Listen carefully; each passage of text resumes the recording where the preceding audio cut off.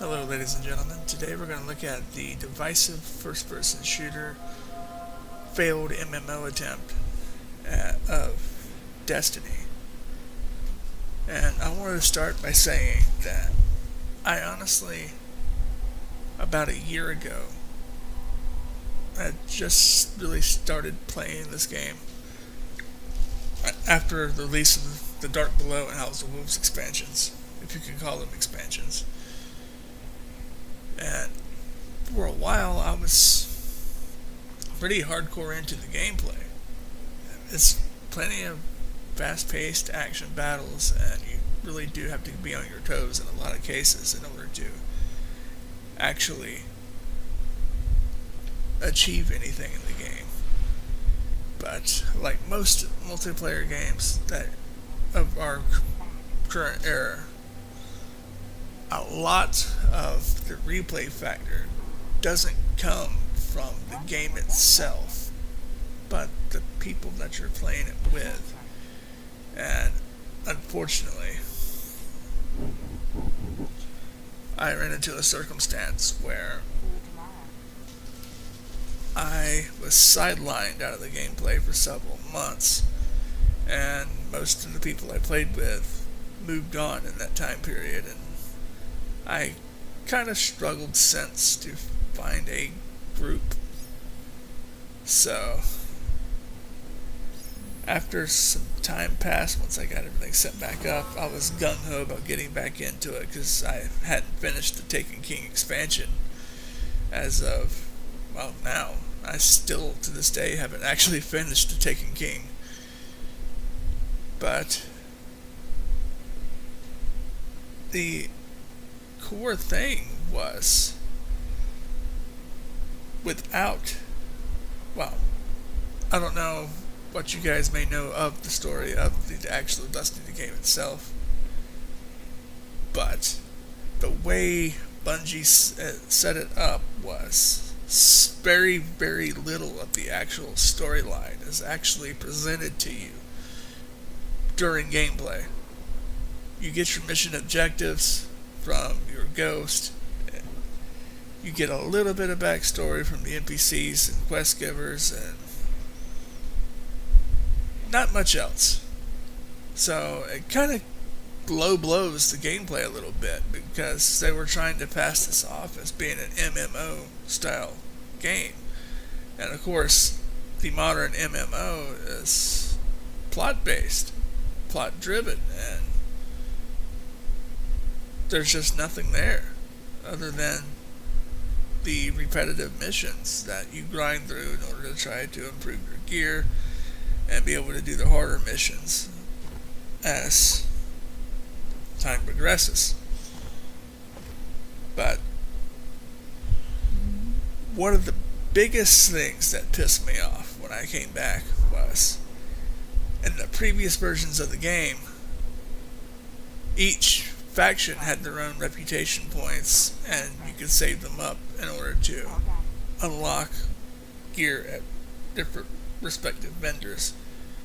And now you still can do that, only they traded in each faction having their own currency, and the currency being fairly easy to obtain. I mean, even in player versus player combat, you would still at least get a small portion of the currency for whatever faction you represented, plus the crucible. But now it's like they said, okay, we're going to unify the currency structures into one, but we're going to make it more difficult to obtain. And it's just like, why would you do that? Because I find myself not wanting to do the missions now because it feels like there's no reward. Especially when the gear that drops during the missions is always inferior to what you already have equipped.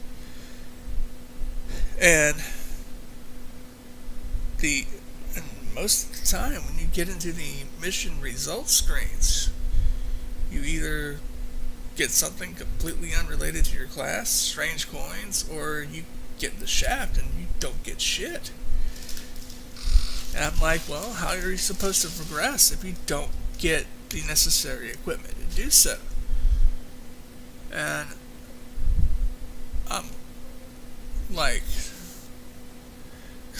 I'm just from a mindset where I don't feel absolutely everything in an online game has to require massive amounts of time and effort. There should be a reward system in place. Yeah, maybe the gear from the vendors. Yes, it shouldn't be top of the line because it's easier to obtain. But that's the whole fucking point, is to have something easier to obtain. A stepping stone in between the shit you find on your missions and the shit you can get out of the Crucible. But if you can't get to that fucking stepping stone in between, you're just grasping at straws and falling flat on your fucking face. And I just don't understand what Bungie and Activision were thinking when they did this. I mean, yes, you're going to have hardcore players. I don't consider myself a hardcore gamer anymore because life just dictates that I don't have that kind of time. But there should be, and I know there's going to be people that are going to be like, "Oh, you're just a fucking casual player. You don't even belong playing these games." Yes, I do. I bought the game same as you did, motherfucker. And I feel like I'm not getting the money I invested into Destiny. I feel like I'm not getting anything back out of it anymore. And that's the reason why come September, when the Rise of Iron expansion drops, I'm just like, why am I going to bother with this? You've shot yourselves in the foot over and over again. And why am I going to invest money into something that I just don't enjoy? I would rather take that $29.99 and put it towards my WWE 2K17 pre-order I have, or, of course, there's No Man's Sky coming up. That's bound to be an improvement of at least sorts on this genre. I just don't get why you would expect your fan base to put up $60 for the initial game, then either buy the season pass or the expansion passes, whatever it was Bungie called it, to get the Dark Below and the House of Wolves, then expect them to put out more to get the Taken King because the season pass didn't cover it, and now you're expecting them to put out even more money into a game that just doesn't have content. I mean, maybe I'm romanticizing the past, but I feel like that if you have to sit for hours on something outside of the game universe in order to have any fucking clue what's going on whatsoever, you fucked up. I mean, what else can I say other than you fucked your game up?